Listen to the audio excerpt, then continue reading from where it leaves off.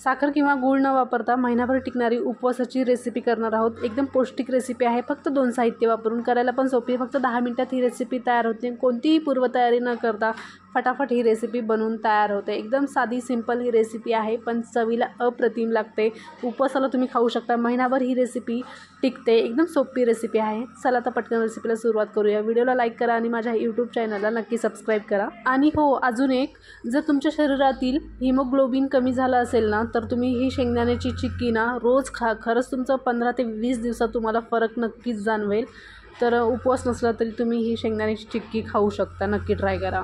आता बघूया साहित्य आपल्याला काय काय घ्यायचं। तर इथं एकाच वाटीने सगळं मेजरमेंट घ्यायचं आहे।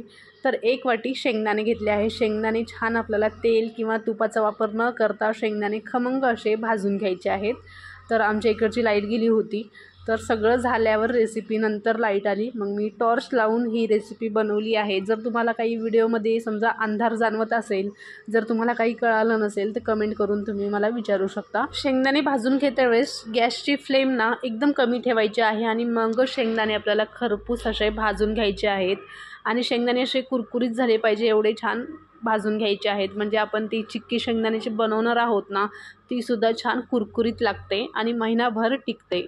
तर शेंगदाणे छान भाजून झालेले आहेत। तर शेंगदाणे एका प्लेटमध्ये काढून घेऊयात आणि शेंगदाणे थंड करून घ्यायचे आहेत। जर तुम्हाला याच्यामध्ये काजू आणि बदाम वापरायचे असतील ना, तर काजू बदामसुद्धा तुम्ही वापरू शकता।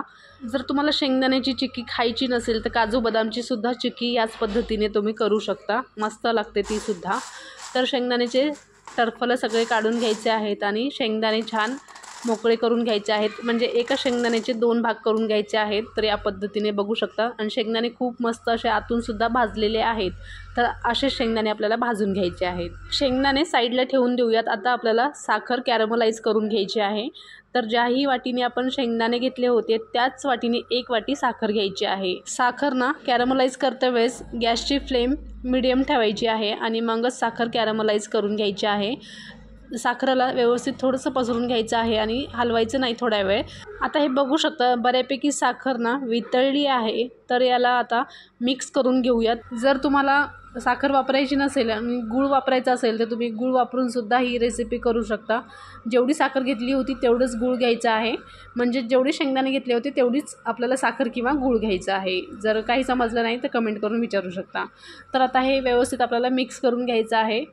गॅस आता एकदम बारीक ठेवायचा आहे आणि बघू शकता मस्त अशी साखर कॅरमलाइज झालेली आहे। आता हे चिक्कीसाठी व्यवस्थित कॅरमलाइज साखर झाली का नाही ते ओळखायचं कसं, तर काय करायचं, एका वाटीमध्ये थोडंसं पाणी घ्यायचं आहे। त्याच्यामध्ये हे साखरेचं कॅरमलाइज आपल्याला टाकायचं आहे आणि व्यवस्थित असं कडक झालं ना की समजून जायचं की आपलं एकदम परफेक्ट कॅरमलाइज झालेलं आहे आणि चिक्कीसाठी हे एकदम तयार आहे। जर तुम्ही हे साखरेचं कॅरमलाइज व्यवस्थित नाही केलं ना तर तुमची चिक्की व्यवस्थित होणार नाही। हे व्यवस्थित शिजून घ्यायचं आहे हां। तर आता याच्यामध्येच हे तर छान शिजलेलं आहे, कॅरमलाइज व्यवस्थित झालं आहे। याच्यामध्येच आपल्याला शेंगदाणे टाकायचे आहेत जे आपण भाजून घेतले होते आणि लगेचच्या लगेच आपल्याला हे हलवून घ्यायचं आहे। व्यवस्थित मिक्स करायचं आहे। गॅस एकदम मंद ठेवायचा आहे, एकदम बारीक ठेवायचा आहे। तर सगळं व्यवस्थित मिक्स करून झाल्यावर गरमागरमच हे आपल्याला ही प्रोसेस करायची आहे। थोडेसे हाताला चटके बसतात पण काही प्रॉब्लेम नाही, पण खरं सांगते खूप छान झाली आहे शेंगदाण्याची चिक्की। तुम्ही उपवासाला किंवा असं सुद्धा टाईमपास म्हणून सुद्धा खाऊ शकता। एकदा घरी खरंच करून बघा। हे सगळं व्यवस्थित मिक्स करून झालेलं आहे। तर हे व्यवस्थित मिक्स करून घ्यायचा आणि ही पटापट ही रेसिपी बनवायची। आता नाही तर थंड झाल्यावर ना पुन्हा हे तुम्हाला गरम करावं लागेल। तर आता काय करायचं, एक बटर पेपर घेतला आहे। तर बटर पेपरला पहिल्यांदा तेल लावून घ्यायचं आहे। त्याच्यावर आपल्याला चमचाभर हे शेंगदाण्याची चिक्कीचं बॅटर टाकायचं आहे आणि वाटीने असं दाबून घ्यायचं आहे या पद्धतीने। आणि तुम्हाला पाहिजे तसा हाताने आकार द्यायचा आहे। इथं थोडेसे चटके बसतात पण खरं सांगते खूप मस्त चिक्की झाली होती। तर पाहिजे तशा आकारामध्ये तुम्ही ही चिक्की बनवून घेऊ शकता। याच पद्धतीने सगळ्या चिक्क्या आपल्याला बनवून घ्यायच्या आहेत आणि ह्या चिक्क्या महिनाभर टिकतात। हवाबंद डब्यामध्ये ठेवून द्यायच्या आहेत। आणि ह्या चिक्क्या जेव्हा आता बनवता वेळेस ना तुम्ही ह्या चिक्क्या थोड्या दूर ठेवायच्या, नाहीतर जवळजवळ ठेवल्यावर चिटकून बसतात। रेसिपी कशी वाटली नक्की सांगा, नक्की ट्राय करा। Okay bye.